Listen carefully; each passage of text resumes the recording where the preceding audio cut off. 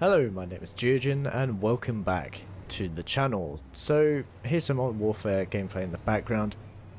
You probably noticed there haven't been too many videos of Modern Warfare recently, and well, in general actually. Firstly, I just haven't really had the time to make consistent videos. I've just got lots of other things outside of the channel to do. But more importantly, in regards to Armored Warfare, as you know, there's been loads of shit going on with the game's future, the removal of Obsidian, developing the game, Mail.ru, My.com, all this crap. And it's been it's been talked about pretty much to death now. So I'm not going to talk about that, but you know, the thing I'm going to talk about more is the fact that we haven't really seen any progression since, what is it, 3 weeks ago, 2 weeks ago, something like that.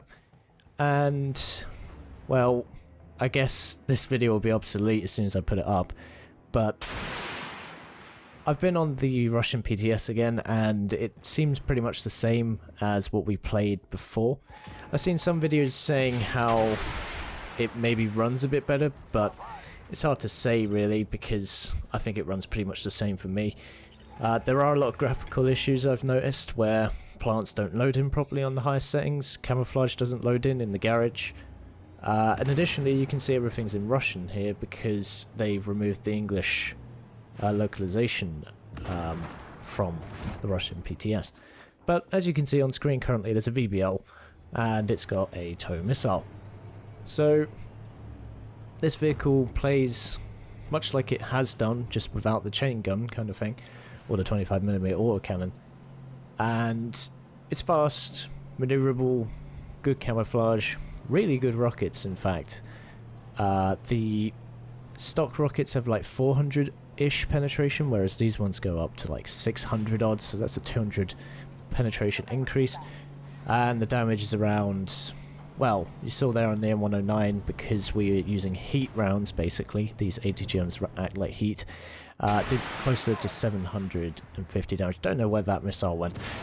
It just completely missed that vehicle, but never mind.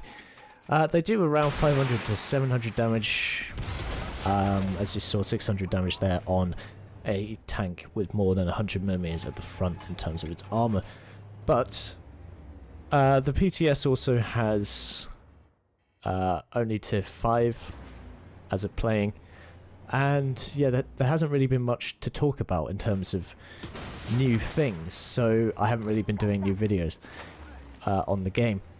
Other content, as I said before, been a bit slow due to other things in regards to work in real life, but I hope to get more videos out soon when things calm down a bit with regards to my work at university. Anyway, the problem with Armored Warfare, as I said, there is not really much new content for me to look at and analyse and discuss my thoughts and opinions on new changes, upcoming vehicles, because, let's face it, they aren't in the game.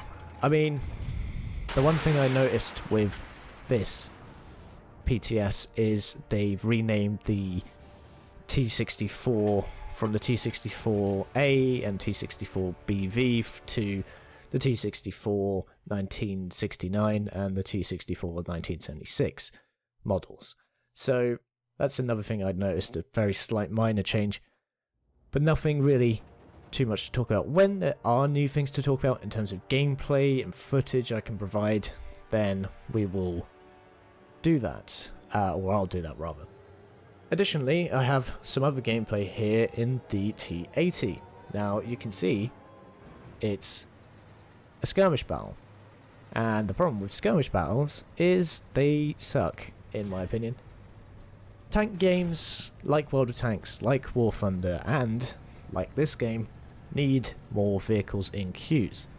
Now, the reason why this is in the game, or rather in the PTS versions that we've had, is due to, you can see on the left there's some bugs to do with the foliage not loading in on full spec. Anyway, or on ultra graphics.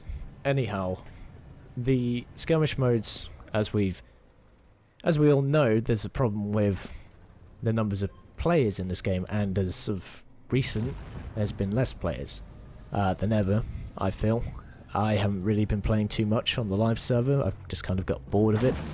And, well, imagine this being a thing where you see 2 tier 5s on each team, 1 tier 4, and it's pretty much over in, let's see, about 3 minutes or so. I think that's how long this recording is anyway. You can see the general weaknesses of tanks still are the lower plates, the sides, turret ring, etc, etc. But is this thrilling gameplay? I don't think so. You shoot a tank about 4 or 5 times, they go down, and your other teammates do the same. And it's either a 3-0 victory or a 3-0 defeat most of the time. Now, skirmish modes can be anywhere between 3 to 5 players on each team, and the 5-player game modes aren't as bad, but they are still pretty sluggish and pretty boring therefore. So that's just my 2 cents on this subject. I am a bit pessimistic about the future of this. I want to make more content on it. I do enjoy the game when there are players playing it and when there are updates and content and such, but with all this fiasco with, you know, my.com and MailRU and Obsidian recently, the game has been going from a pretty bad state to now a unconfirmed or we don't really know what's happening, is basically what I'm getting at. But there we go, just a bit of an update on my content on Armored Warfare. I hope to make more in the future soon in terms of new content, and as always, I've been Geogen, and I'll see you chaps and chapettes in the next one.